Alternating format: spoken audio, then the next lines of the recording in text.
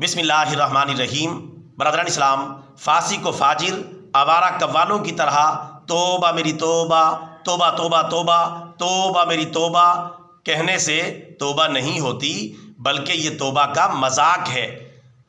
اگر کسی مسلمان سے بشری تقاضوں کی بنیاد پر کوئی گناہ ہو جاتا ہے تو اس مسلمان پر واجب ہے، لازم ہے، ضروری ہے کہ وہ اپنے گناہ سے توبہ کرے اور اللہ تعالیٰ سے معافی مانگے۔ اب توبہ کا طریقہ کار کیا ہے، توبہ کیسے کی جائے، اور توبہ کرنے سے پہلے کتنی چیزوں کا پایا جانا ضروری ہے، اس بات کو اچھے طریقے سے سمجھ لیں۔ قرآن و حدیث کی روشنی میں توبہ کرنے سے پہلے 5 چیزوں کا پایا جانا ضروری ہے، تب ہی صحیح توبہ ہوگی اور اللہ تعالیٰ کی بارگاہ میں قبول ہوگی۔ وہ 5 چیزیں کیا ہیں؟ نمبر 1، توبہ اللہ تعالیٰ کی رضا اور خوشنودی حاصل کرنے کے لیے کی جائے۔ توبہ سے کوئی دنیاوی مقصد اور دنیاوی مفاد حاصل نہ کیا جائے۔ نمبر 2، جس گناہ سے توبہ کی جا رہی ہے وہ گناہ فوراً چھوڑ دیا جائے۔ نمبر 3، جس گناہ سے توبہ کی جا رہی ہے اس گناہ پر اللہ تعالیٰ کی بارگاہ میں بھرپور ندامت اور شرمندگی کا اظہار کیا جائے۔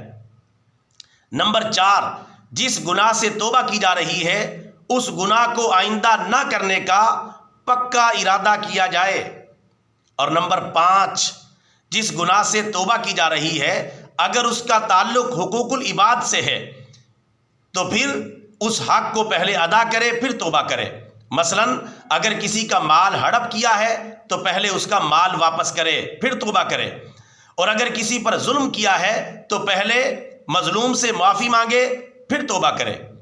اگر یہ 5 شرطیں، 5 چیزیں توبہ کرنے سے پہلے پائی جائیں گی تو انشاءاللہ توبہ لازماً قبول ہو جائے گی، چاہے گناہ کتنا ہی بڑا کیوں نہ ہو۔ گناہوں کے فاعل مومن پر توبہ کرنا واجب ہے، گناہوں کی فاعلہ مومنہ پر بھی توبہ کرنا واجب ہے۔ اللہ تعالیٰ ہم سب کو اپنے اپنے کبیرہ صغیرہ چھوٹے بڑے تمام گناہوں سے توبہ کرنے اور اللہ کی بارگاہ میں معافی مانگنے کی توفیق عطا فرمائے۔ آمین ثم آمین۔ وما علینا الا البلاغ المبین۔